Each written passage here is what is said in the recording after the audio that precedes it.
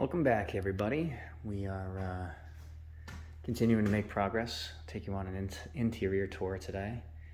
I happen to have this stuff right here, and you can see how well the new cabinet color matches the old stuff that we had in original, or as my dad definitely rightfully corrected. Clearly, these aren't original paint colors, but they were done a long time ago, and they were what the family really remembers of paint colors. So that's what we're trying to match here. And there's maybe the tiniest bit. I don't know if maybe just this stuff is dirty or if we're a shade off, but it's a tiny bit different, but you can see it's pretty darn close. And since we have all these cabinet drawers out, you can guess what we've been doing. We've been installing cabinets finally. So this is day one. Got the coffee bar all laid out. That, of course, is going to be a beverage fridge. The whole thing will get the top over it. The sink goes in the center of this cabinet here.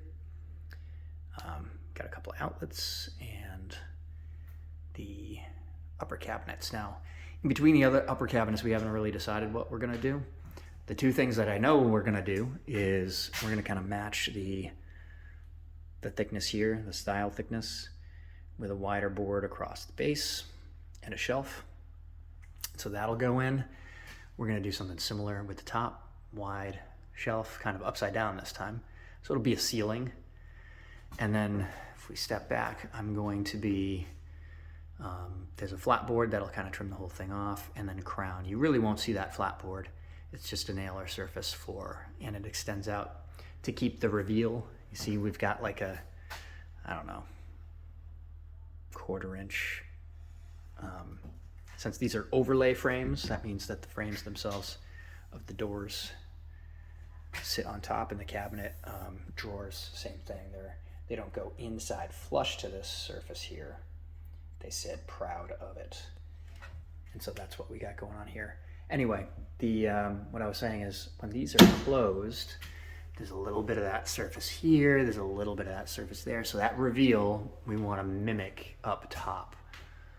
And that's how we're going to do it. We're going to use a piece of flat, and we're going to span the whole thing to make it kind of feel all built in as one unit, and then crown again from one side to the other and returning down the side. Flush on this end, this is where we will terminate the tile. This will all get backsplash. Same to match the rest of the kitchen. So this entire side got done today, along with this stuff. We started at around 7:30 in the morning, and it's 4-ish. So it was a long day, and we still have this side to do. We're gonna wait until next week when I get another set of hands to finish this off, because otherwise it's a lot of work to try to do it on your own, and I don't feel like trying to break my back. Plus, this is the hardest stuff, so the pantry cabinet gets padded off of the wall because we're doing kind of a custom depth to everything. This cabinet spans this and gets padded out of the wall. We got the panels on either side that we got to mount. So it's complicated. This section, easy. The uppers will be easy, and then this is a mess too. So this week I got to knock this thing out. I'm basically going to cut it kind of from stud to stud, open up a section here,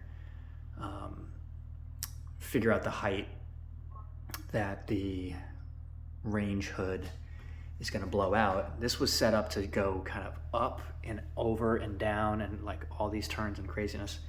And instead of doing that, we are going to cut that hole, take this out, and go straight out. We can go out the back of this vent, and then it goes down and out the building.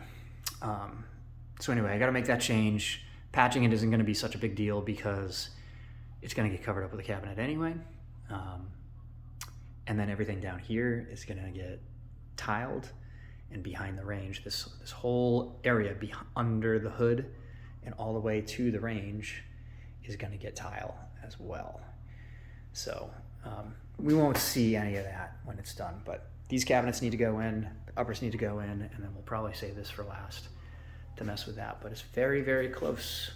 You can kind of see the layout now. We got a couple of recycling bins down near the end here. They pull all the way out. There's actually room for us to get a bigger trash can in here. We might do that because we use a lot of trash. But it's also kind of nice to put like a bag or something back here. You can stuff your grocery bags, whatever bags you can use to line this with back there. Everything is soft close. I haven't gone through and adjusted. I just kind of rehung the doors. So, if there's a little bit of an offset here, for example, or, something to add a parallel, it actually looks pretty good right now. But those final adjustments will happen. Like that door is high. It needs to kind of sneak down in 1/16 to an 1/8. So I can make those adjustments, no problem. But we got two different configurations of kind of the same cabinet here. So most of these door have pull-out drawers inside. We didn't want a whole bunch of drawers, especially on this side. We do have one set of drawers there. But we wanted to feel more traditional, and I felt like the doors did that. So this set is all equal height. We have the same amount of height, about 9 inches between each of these surfaces and the upper surface above, all the way down, which should be great storage for, typical kitchen things. Maybe even food items. I don't know exactly how we're going to lay this out. But this one, we went with a little bit taller spacing down below. So these are about 1 foot and 1 foot, and then a very shallow one up here. So maybe cooking utensils right across from the range. Good place to store all of that stuff and not waste a bunch of space underneath. Then this opening is for one of the dishwashers. So a dishwasher here, main sink, cabinet. This one's kind of wide open. Normally, apparently there's other stuff going on, and there's like a false top to a cabinet here to block the edge. That's actually our sink. It's going to drop down a long way, and we're going to see the edge of it, and ultimately it doesn't care. It doesn't matter. No big deal. But what we do get is there's a shelf right there that I can mount underneath. So I can have big deep storage down either side of the sink, which ordinarily you wouldn't get, plus shallow storage underneath the sink, and then all your normal, 18-inch tall, like cleaning products kind of things under the sink. So it seems like it would not be efficient use of storage, but that shelf will really help things out and give us lots of good storage under the sink. Second dishwasher, we'll call it lefty, righty and lefty. Then we get, this is Liz's favorite cabinet. We got the door that swings open, but also inside, it's pretty sprung right now. I'm trying not to break it, but the shelf that lifts up, this is for her mixer. KitchenAid mixer will sit right there. There's some fine adjustments here that we can make to support it at the right level.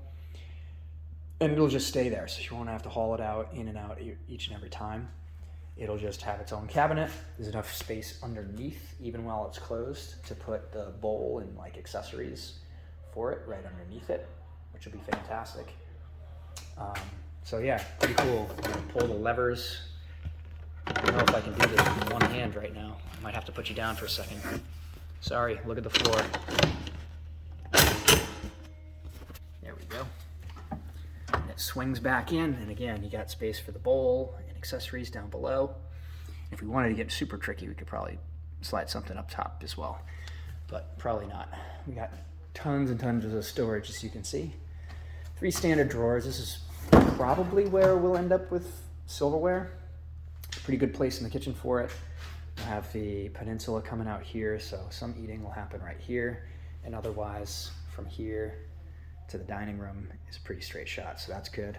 The only alternative would be over here, and we can use this top drawer for silverware as well, but they're there are options. For this one, we were thinking if we end up with silverware here, we'll tier it and do a tray, so that we'll have a sliding silverware tray. We can go back and forth and have things underneath as well, because otherwise it's too big a drawer. But I like the symmetry of the 3 equal sizes rather than 2 big ones and a skinny one. It looked weird. To me, it looked weird. We're trying to keep it pretty simple. In fact, 1, 2, 3, 4, 5, 6, 7, 8, 2, 4, 6, 9. 9 doors in a row, all exactly the same size. So like that's intentional. I think this one is a little different, or maybe that's the one that's different. That one's a little smaller. But all the rest of these doors are all the same, and it's a very kind of repeated pattern. It looks nice. It feels good to my insanely neurotic brain. But more pull-out shelves, great storage, and this is where it's going to turn. So the face of the other cabinets will be right about here when this opens up. We do have a filler, a 3-inch spacer on each of these returns, so we don't waste too much space. But these will get full pull-out, so we'll be able to come all the way out here, grab what we need, put stuff away, close it up. Yeah, so excited about that. These two are the Peninsula, along with a custom piece that goes at the end. That's this guy. And so we'll probably start with that next time. Actually, we might start with that very last thing, which would mean we'd end with that, not start with it at all, because we got to focus on this area first and foremost next time. So we'll get that in place. There's some other cool stuff, but I'm going to just keep this video on the kitchen, because today was a big day in the kitchen. So all in all, I think it's coming together. I really like the 2 tones as well, especially like looking across them from our more common area from in here, you know, seeing some of that, some of this. I think it's exactly what we were envisioning. I was envisioning. The one change I would say is we were not planning on putting an apron under this sill. And now that I look at it, I think we are.